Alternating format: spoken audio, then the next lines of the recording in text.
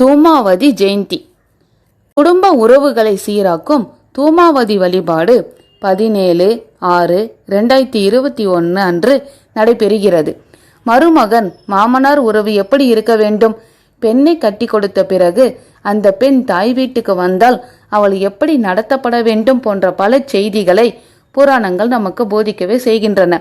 தட்சனுடைய மகள் தாட்சாயினி. தட்சனின் 60 மகள்களிலேயே இளைய மகள். சதிதேவி என்றும் அவளை சொல்லுவார்கள். அவளை ஈசனுக்கு கட்டி தந்தான் தட்சன்.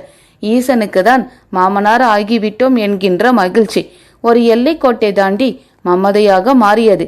மருமகனை விடத்தான் உயர்ந்தவராக ஆகிவிட்டோம் என்கின்ற சிந்தனை நாளுக்கு நாள் மூளைக்கு ஏறியது. இது வேறு ரூபத்தில் ஆளை மாற்றியது.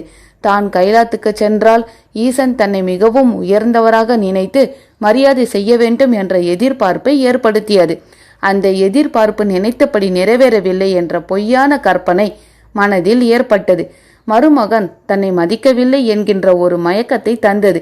அந்த மயக்கத்தின் விளைவாக மாயை கண்ணை மறைத்து ஈசனோடு எதிரம்பு கோர்த்து நிற்க தூண்டியது. தான் தன்னுடைய மருமகனான ஈசனை விட உயர்ந்தவர் என்பதை உலகுக்கு காட்ட ஒரு யாகத்தை நடத்தினான் தட்சன். ஊரெல்லாம் அழைத்த தட்சன் உலகுக்கே படியளக்கும் மருமகனான ஈசனையும் மகளான தாட்சாயணியையும் அழைக்கவில்லை. தன் தந்தையின் யாகத்திற்கு சென்று நீதி கேட்கலாம் என்று நினைத்த தாட்சாயினி அங்கே நடந்த அவமானத்தை கண்டு சகிக்காமல் யாக குண்டத்தில் விழுந்து தன்னை மாய்த்து கொண்டாள்.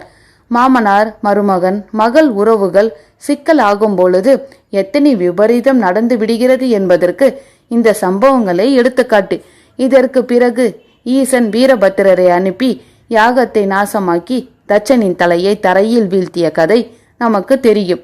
ஆளுடை தனி ஆதியை நீத்து ஒரு வேள்வி முற்ற விரும்பிய தக்கனோர் நெல் சிரத்தை நிலத்திடை வீட்டிய வாள் படைத்த மதலையை போற்றுவோம் என்று இந்நிகழ்ச்சியை விவரிக்கிறது திருச்செந்தூர் புராணம்.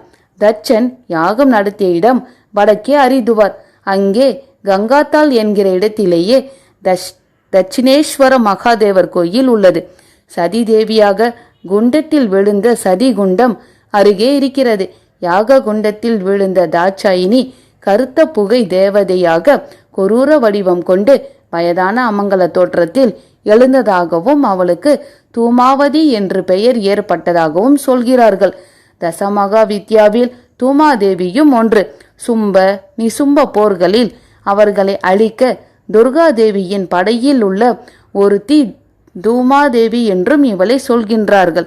பாகவத புராணம் சாகம்பரி தேவி என்றும் இவளை சொல்லுகின்றது. சக்தி சங்கம தந்திரத்தில் தூமாதேவியை பற்றிய குறிப்புகள் வருகின்றன. இவளை உபாசனை செய்பவர்களுக்கு பலவிதமான வரங்களை அள்ளி தருபவளாக விளங்குகின்றாள். துன்பம் தராமல் காக்கின்றாள்.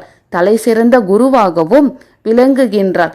ஆனி மாதம் வளர்பிறை அஷ்டமி அன்று இவளை வழிபடலாம். அன்றைய அஷ்டமி திதியே தூமாவதி அஷ்டமி என்று சொல்கின்றார்கள். நன்றி, வணக்கம்.